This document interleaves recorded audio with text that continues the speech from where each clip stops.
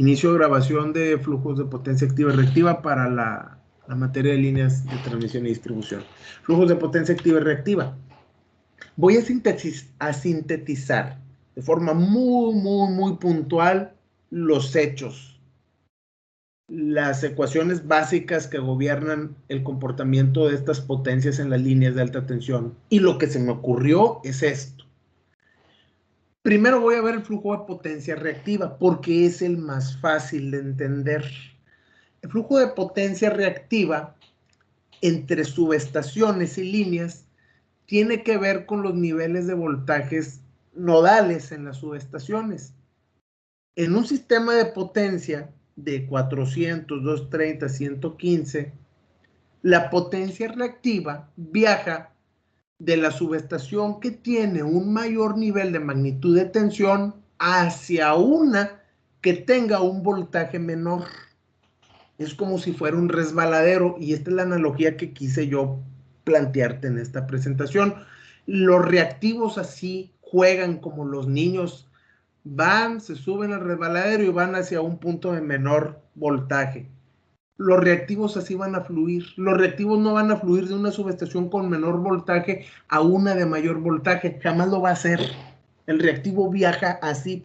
Es su forma natural. Y la potencia activa puede viajar sin importar el nivel de tensión que se encuentre en las subestaciones. Esa potencia, los megawatts o los kilowatts, sí pueden viajar en los dos sentidos, pero el megabar no. El megabar va de la subestación con mayor voltaje a la de menor voltaje. Échate eso. Sencillo, ¿no? ¿O tienen alguna duda o comentario que quieran aportar? Los escucho. Cambio.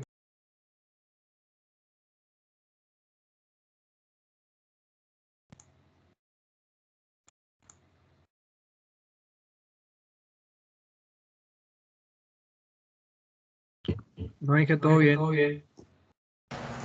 ¿Todo bien, Ike?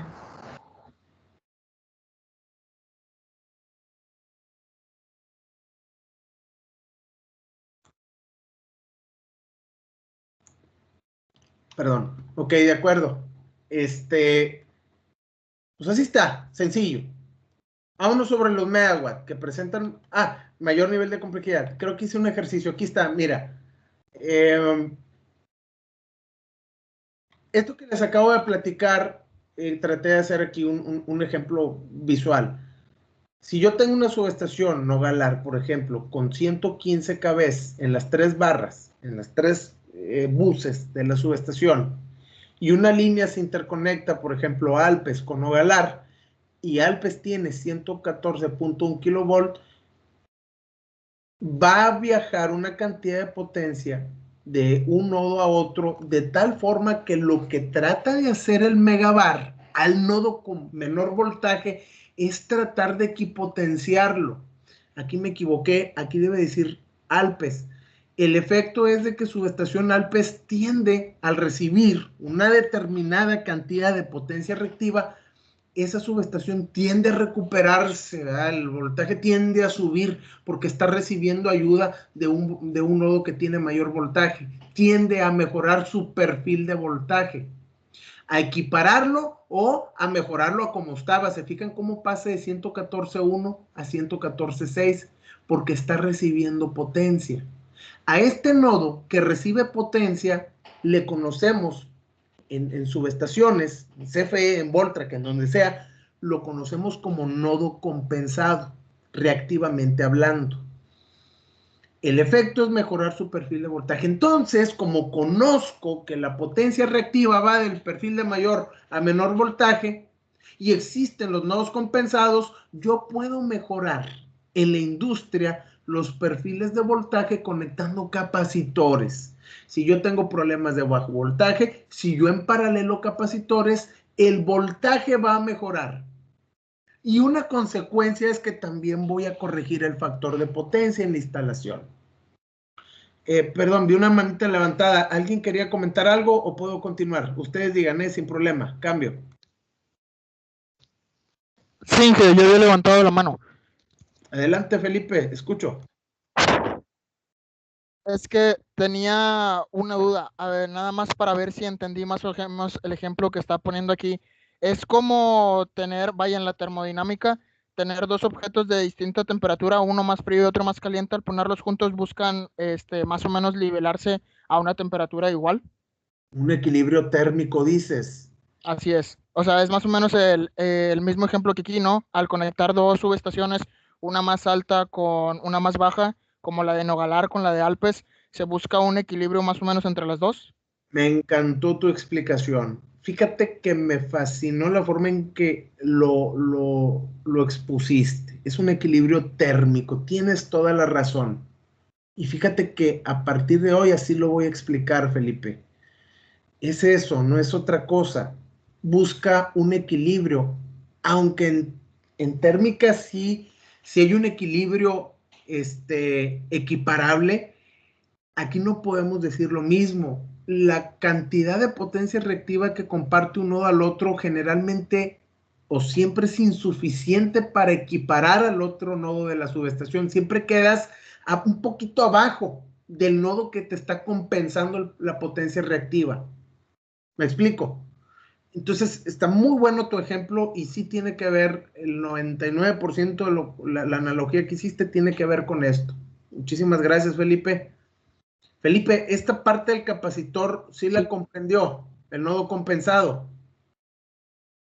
Sí, sí. Ok, entonces les voy a hacer una pregunta. ¿Qué pasa a un nodo que tiene que tener 115 kilovolts y le conecto capacitores? Ya tengo el voltaje nominal, pero le conecté capacitores al nodo. ¿Qué es lo que va a sucederle al voltaje?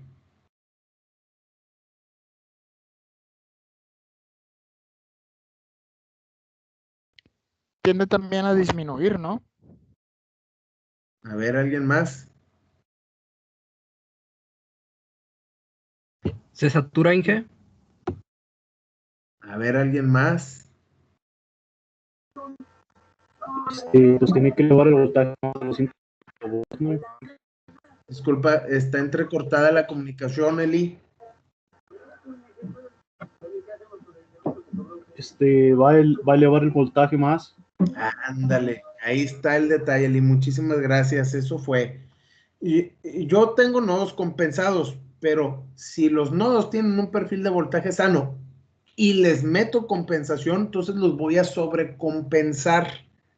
¿Qué significa? Pues como dice Abraham, Eli, pues los vas a sobrecompensar y vas a tener niveles de voltaje arriba de los nominales, entonces vas a tener problemas de sobrevoltaje. Y este problema lo vemos con el industrial siempre.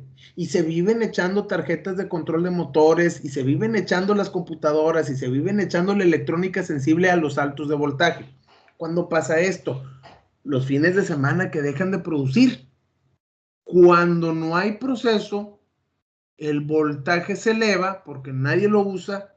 No hay motores que consuman esos reactivos capacitivos. Como no hay nadie que los consuma, pues el voltaje se eleva porque tienes un nodo sobrecompensado. Y en la subestación resulta que tienes capacitores para compensar el factor de potencia y el viernes no los abriste. No sacaste los capacitores de compensación sábado y domingo. El lunes que llegas a tratar de volver a echar proceso, te encuentras que más de 2, 3 tarjetas sensibles al voltaje están quemados.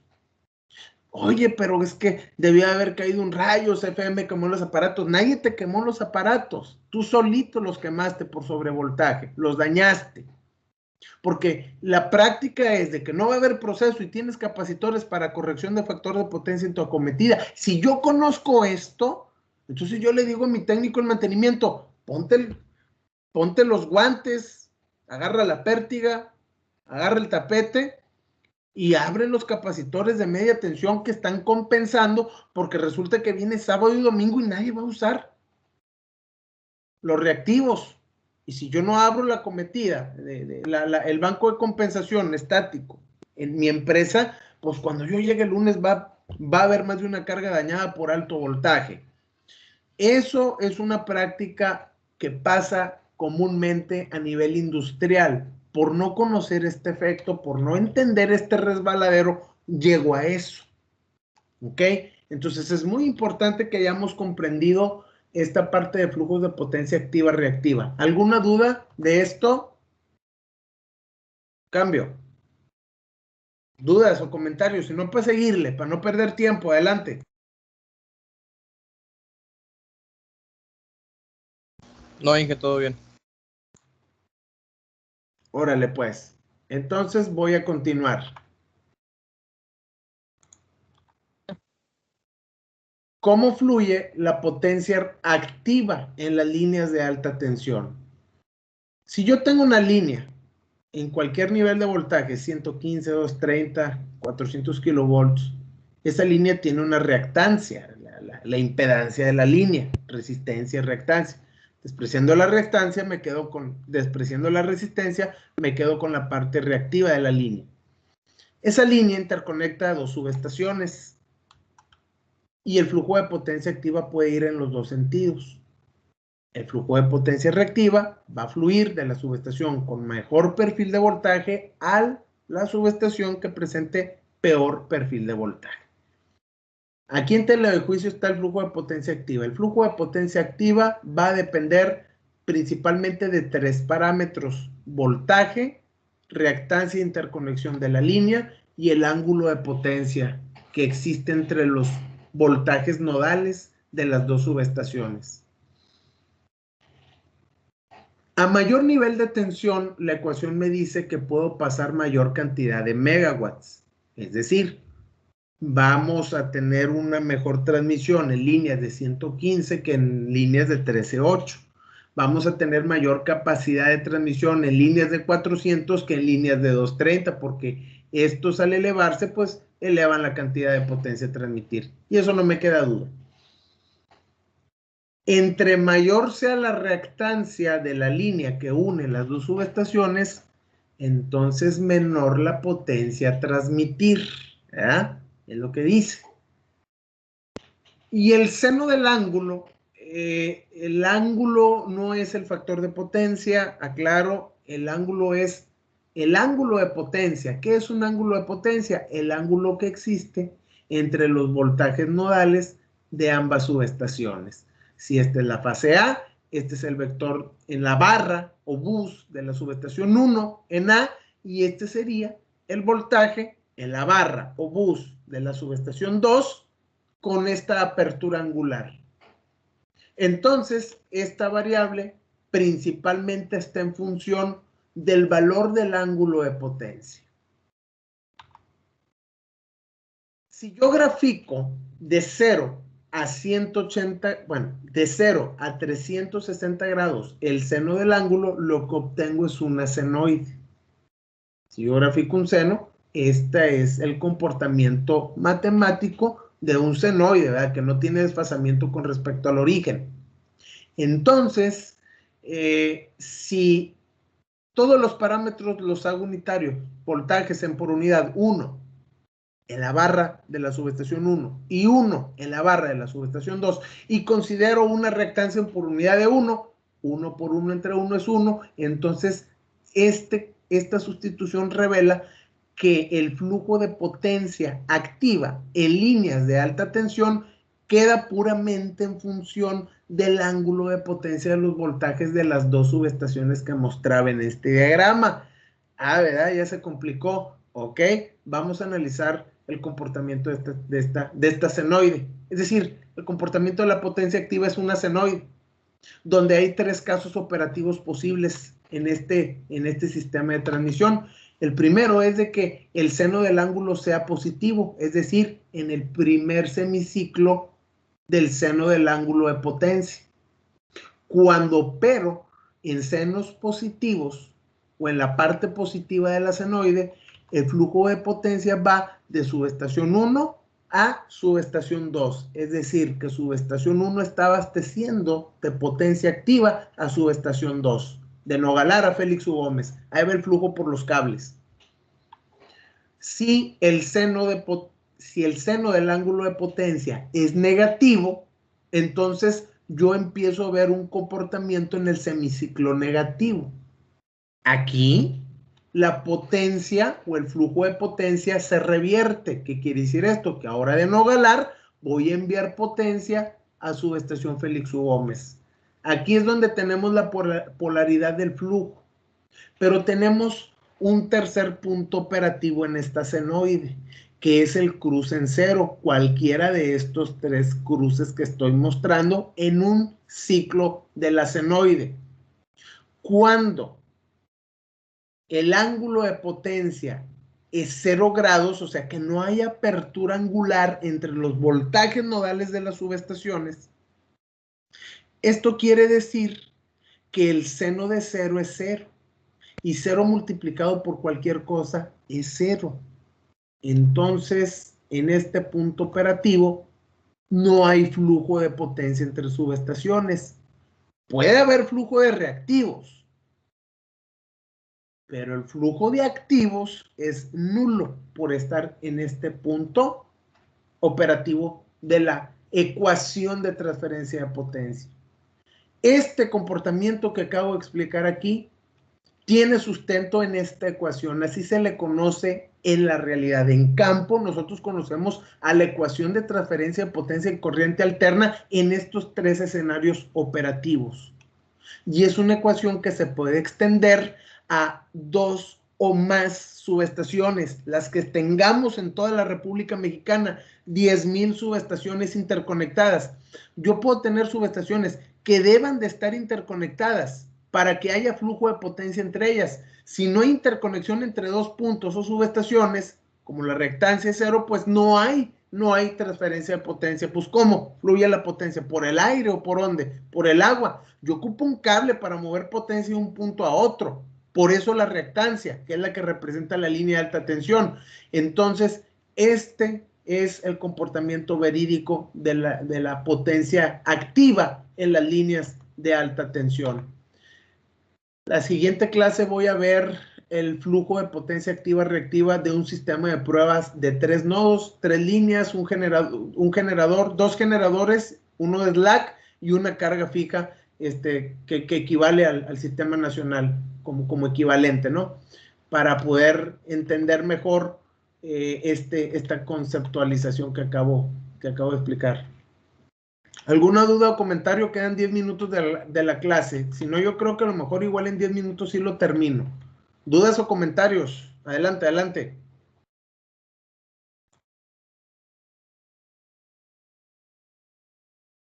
Dije, yo me quedé con una duda en lo de ángulo de potencia de 0. O sea, no entendí. Ahí simplemente no se movería hacia ningún lado la potencia, no es para ninguna subestación, está estática, o cómo es que queda. No entendí bien eso. Si tú vas a la subestación 1 o a la 2 y ves los amperímetros o si tú ves en subestación 2, quieres ver un flujo activo de 2 a 1, de 1 a 2, no vas a ver nada, vas a ver 0 amperes. No va a haber un movimiento de potencia activa no se van a compartir, no va a haber una transferencia de potencia porque estoy operando en este punto de la senoide. Está equilibrado el sistema. Pero cuando opero en el semiciclo positivo o negativo, sí puede haber un flujo en un sentido o en otro. Esta ecuación es la que utilizan los transformadores de frecuencia variable para poder invertir el flujo en una línea de corriente alterna en un sentido o en otro, para poder comercializar importaciones, exportaciones entre países. Ok, correcto, ya me quedó claro. Muchas gracias. De nada, ¿alguna otra duda? Adelante. Yo, Inge, lo que es los signos del ángulo de potencia están referenciados al primer transformador. O sea, yo podría tener el ángulo positivo, pero tomando como referencia el segundo transformador y estaría enviando en lugar de recibiendo, como está ahí, ¿verdad? Tú tienes que pivotear, exactamente, tienes que pivotear en una de las dos subestaciones. Tu referencia es 1 o 2. Y con base a eso sacas los ángulos de potencia y vas a llegar a lo mismo. Gracias, Inge. De nada. Es muy importante que sepan que en la realidad, por cuestión de estabilidad de sistemas, este ángulo de potencia nunca de los nunca va abrirse más de 25 grados positivos o negativos. Nunca. Cuando dos ángulos, cuando dos vectores de voltaje se abren más de 25 grados, entonces se corre un enorme riesgo de caer en una cuestión de inestabilidad operativa en el sistema de potencia. En la realidad, nosotros operamos la red de alta tensión para aperturas angulares no mayores a 25 grados. Nunca lo vamos a hacer por cuestiones de estabilidad. 25 positivos, 0 o 25 negativos. Ahí andamos pasando potencias entre subestación y subestación.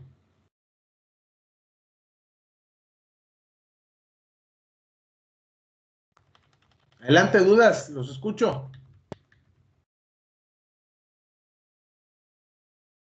Si llevamos esa ecuación al sistema nacional, tendríamos una ecuación de análisis por cada nodo subestación de alta tensión a lo largo de la República Mexicana.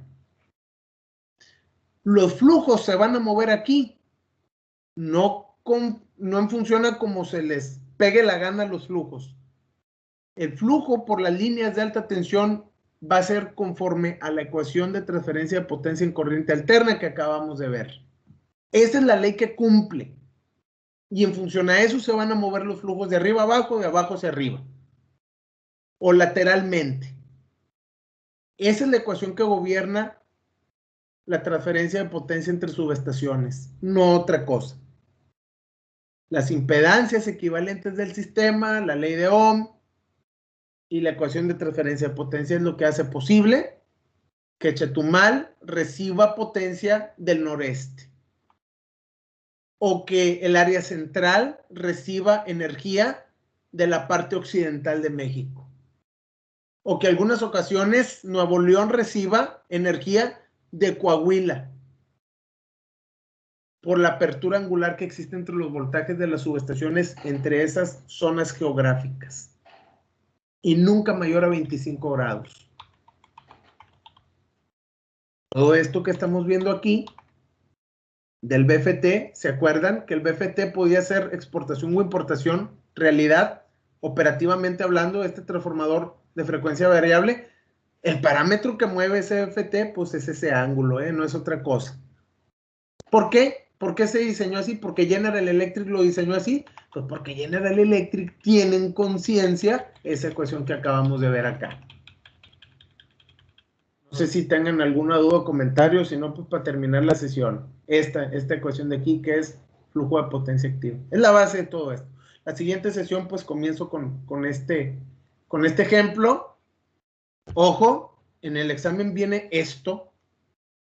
Voy a poner problemas donde solucionen esta ecuación y los reactivos para que procedan a ver el video, a repasarlo nuevamente, en una libreta apuntar dudas, porque pues si no me preguntan dudas, para mí esto quedó entendido. En este momento detengo la grabación de esta sesión.